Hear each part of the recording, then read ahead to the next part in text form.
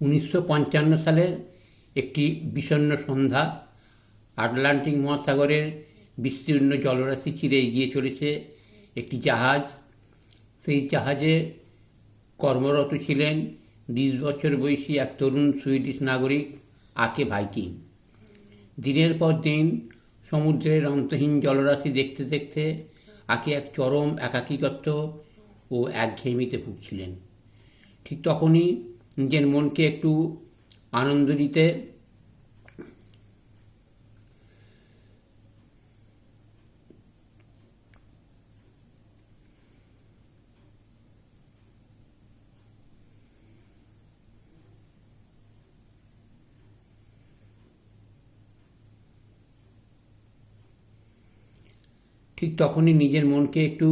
দিতে আকে ভাইকিং একটি অদ্ভুত অথচ রোমাঞ্চকর সিদ্ধান্ত নেন।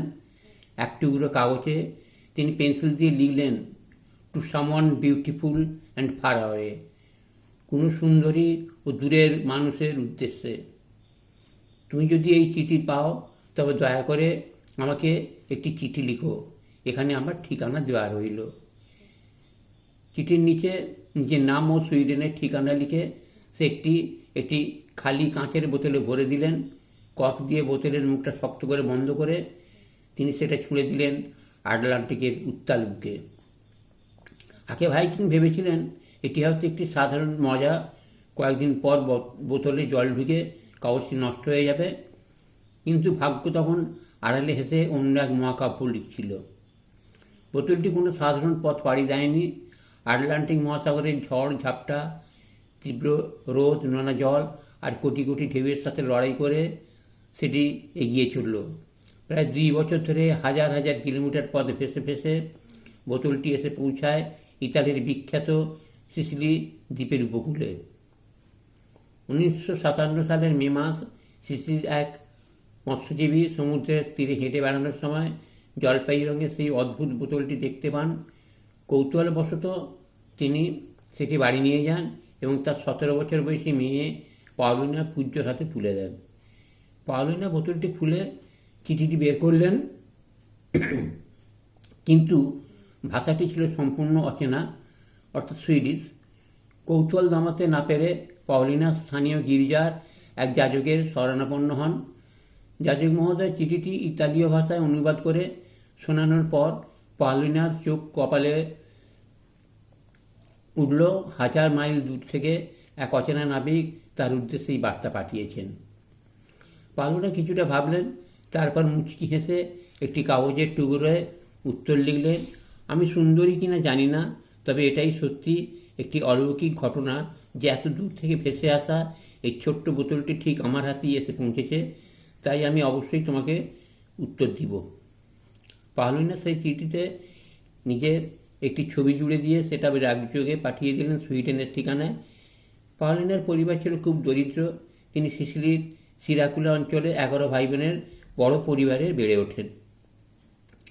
কয়েক সপ্তাহ পরে আকে ভাইকিং যখন ইতালি থেকে আসা সেই চিঠিটি হাতে পান, তখন তার বিস্ময়ের সীমা ছিল না। তিনি তো ভুলেই গিয়েছিলেন যে 2 বছর আগে তিনি সমুদ্রের একটি বোতল ছুঁড়েছিলেন।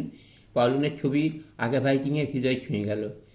তিনি ইতালীয় ভাষায় লেখা চিঠির মিষ্টি কথাগুলো অনুবাদ করে পড়লেন। শুরু হলো দুই দেশের দুই তরুণ তরুণীর রোমাঞ্চকর চিঠি বিনিময়।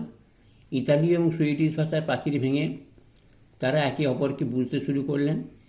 চিঠির মাধ্যমেই তারা নিজেদের জীবনের গল্প, স্বপ্ন, ভালো লাগা, মন্দ লাগা ইত্যাদি ভাগ করে নিতে লাগলেন। ধীরে ধীরে দূরত্বের বন্ধুত্ব রূপ নিল গভীর ভালোবাসায়। চিঠির আদান প্রদান যখন আর মনের ব্যাকুলতা সামলাতে পারছিল না, তখন 1958 সালে আকে ভাইকিং সিদ্ধান্ত নিলেন তিনি সিসিলি যাবেন। দীর্ঘ যাত্রার পর যখন আকে প্রথমবার সিসিলির মাটিতে পা রাখলেন এবং পাওলিনার মুখোমুখি হলেন, সেই মুহূর্তটি ছিল একদম সিনেমার মতো। প্রথম দেখাতেই তারা বুঝতে পেরেছিলেন তারা একে অপরের জন্য তৈরি, মেড ফর ইচ আদার। তাদের এই অবিশ্বাস্য প্রেম কাহিনী ততদিনে সংবাদ মাধ্যমের নজরে চলে আসে। আন্তর্জাতিক সব নামী সংবাদপত্রে এই মেসেজ ইন এ বটল প্রেমের গল্প ছাপা হতে থাকে।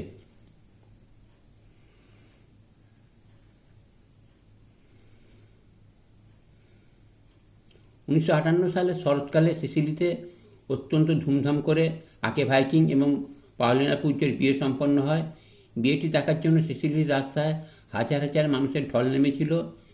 পরিস্থিতি সামাল দিতে এবং শৃঙ্খলা বজায় রাখতে স্থানীয় পুলিশকে বিশেষ ব্যবস্থা নিতে হয়েছিল। আকে ভাইকিং ও পাওলিনা রাতারাতি সেলিব্রিটিতে পরিণত হন।